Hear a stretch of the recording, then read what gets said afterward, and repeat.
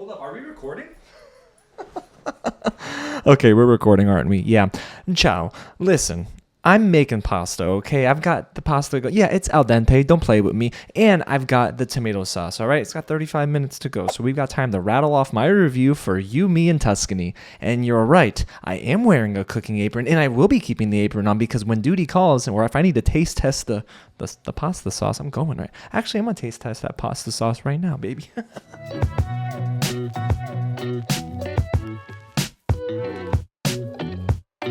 What's going on, you guys? James here with another real review. And yes, today we're talking all about You, Me, and Tuscany. Thank you so much to Universal Pictures for giving me the chance to watch this early for review in a packed theater because the movie comes out this weekend, April 10th, and it comes in at a whopping 1 hour 44 minutes. You see what I did there? Nah, that's actually not long at all. I just expected it to be 2 hours for some weird reason. But hey, the film itself, the marketing might be a little rough, but I'm happy to say it's not too bad.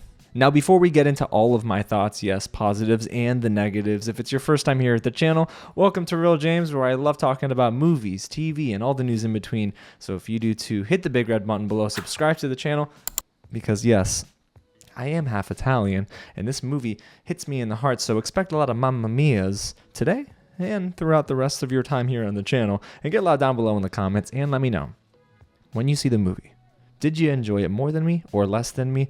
And if you haven't seen it yet, okay, I'm glad you're here. What's your favorite Italian dish? All right, I like a good cacio e pepe, let me tell you. All right, and some stracciatella on the side. Woo, man, afterwards that dessert goes in. Anyway, okay, no more drooling over food, but there is a lot of food in this movie. If you're wondering what this is all about, I'm gonna tell you. It's directed by Coiro, who actually directed episodes of She-Hulk. And this might make the internet very upset, but don't fret.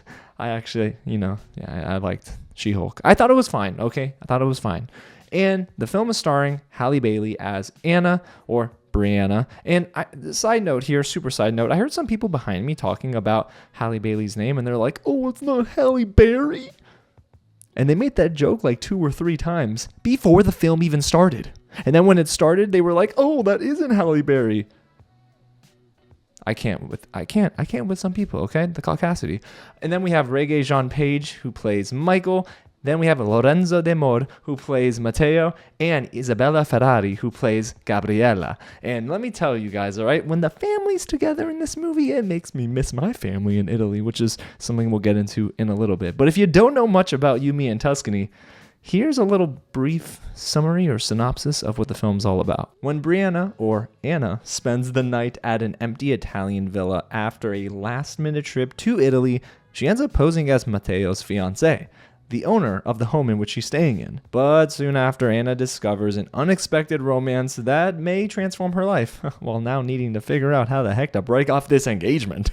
It's something crazy, let me tell you. But like I said earlier, this movie is better than I expected it to be. And this is where we're going to get started with my positives, because I'm a sucker for a good rom-com. Okay, now, lately rom-coms in Hollywood have disappointed me, Crazy Rich Asians aside, but otherwise they've been poorly written, poorly directed, bad jokes, terrible timing and execution. But this movie has some elements of that still, unfortunately, but otherwise, there were enough jokes here that landed for me that thought, you know what?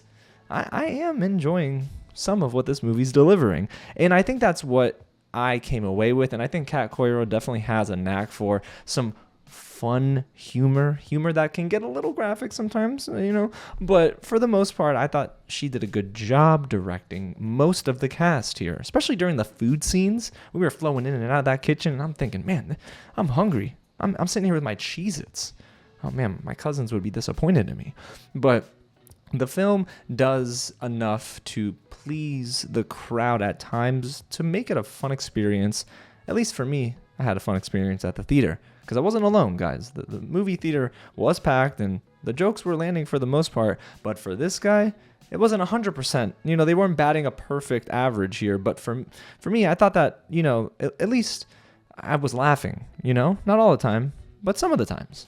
And when it comes to our two leads here, Rege-Jean Page from Bridgerton, of course, and Halle Bailey, singer and now turned actress. She did the live action Little Mermaid reboot, which actually I thought was decent. You know what I mean?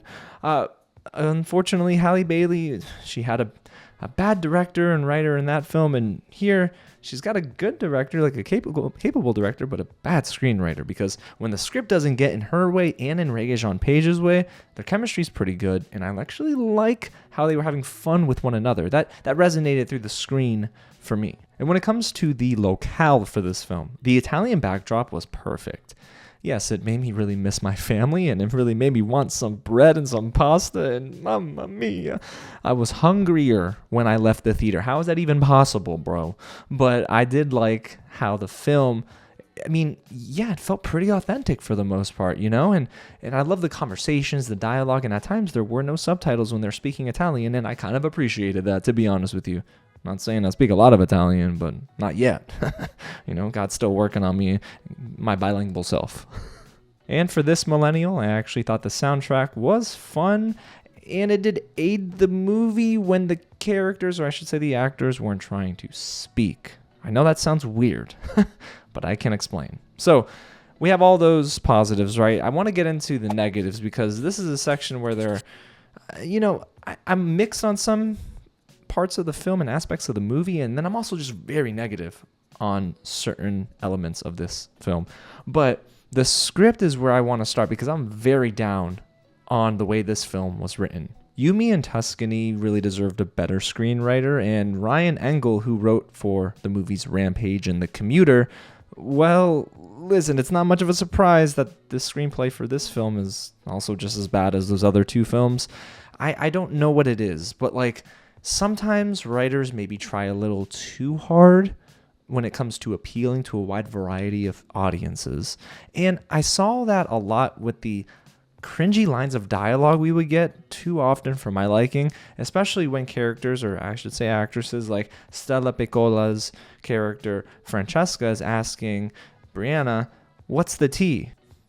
And there were other phrases too that I thought like, ooh, boy, this is a little heavy-handed here. This is forced.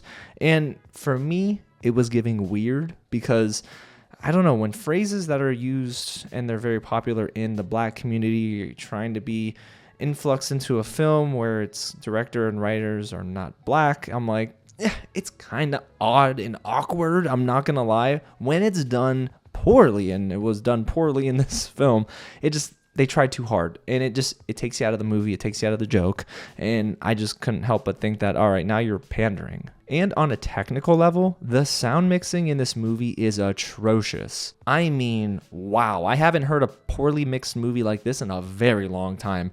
When there's diegetic sounds coming from the film, of course, diegetic sounds are things that originate within the narrative, within the movie that characters are listening to or hearing. You then hear it full on soundtrack, like they do that transition where it's like you hear like "You Should Let Me Love You" by Mario, and then it goes full on like blaring on the speakers. But the actors and actresses are still trying to have a conversation here, y'all. And unfortunately, the soundtrack is so loud you can't hear them have a conversation. I thought it was going crazy. And it didn't happen one time. It happened about 4 or 5 times in this movie. So I just got to know, was the sound mixing department not wearing headphones during this? I mean, mamma mia, it was something else, right? Now, the structure of the film is rather predictable, but that's not my gripe with the movie. Instead, it's the execution and timing when it comes to the events that happen within the first 20 minutes of the movie and that final act. In the beginning of the film, it's a little rough. It's kind of tough to ease into the movie. You get this weird montage in the beginning of Brianna house sitting, which is her occupation in the film. And then you get a surprise cameo, and this is not a spoiler because it was in the marketing, by Nia Vardalos, who is Greek, of course, My Big Fat Greek Wedding 1 and 2. But the thing is, listen, y'all, it was so awkward. Like, you could tell both of them had zero chemistry on screen together.